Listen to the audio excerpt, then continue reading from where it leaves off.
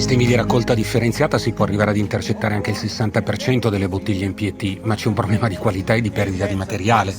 Quello che arriva qui è un materiale praticamente già selezionato. Noi verifichiamo che ogni contenitore registrato nel sistema arrivato sin qui sia tutto idoneo al riciclo.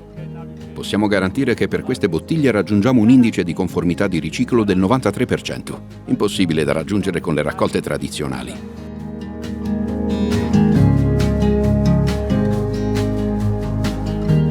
Per i rivenditori di bevande il tema della commissione di gestione è di vitale importanza e fonte di preoccupazione.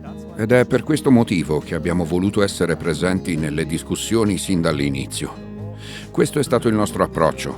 La legge era chiara sul punto che fossero i produttori a dover finanziare il sistema e quindi anche le insegne della distribuzione per le linee di prodotti a marca propria. Per i rivenditori invece la legge prevedeva che ricevessero una copertura dei costi sostenuti ma senza stabilire come.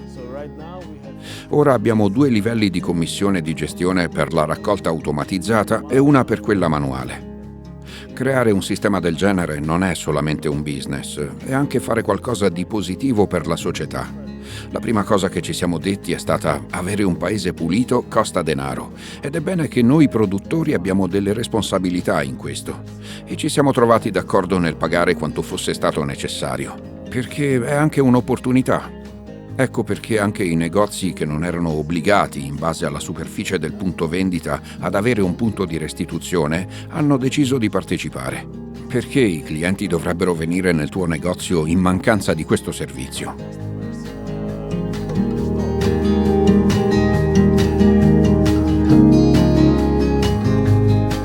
C'è una peculiarità del sistema slovacco che tu raccomanderesti particolarmente per l'implementazione del sistema in altri paesi?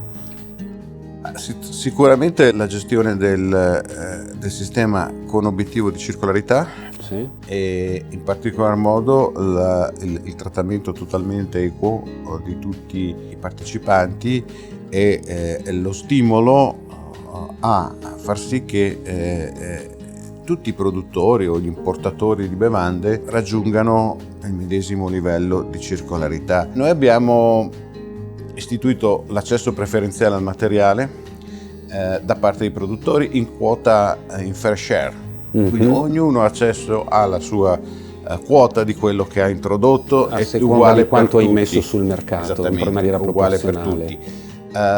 Questo accesso viene con delle regole, però il materiale deve essere riciclato food grade e non può essere rivenduto. Sì. Non è che ci possiamo fare del business, sì, certo, sulla circolarità, lo possiamo riutilizzare solo nella nostra stessa produzione, che vuol dire circolarità.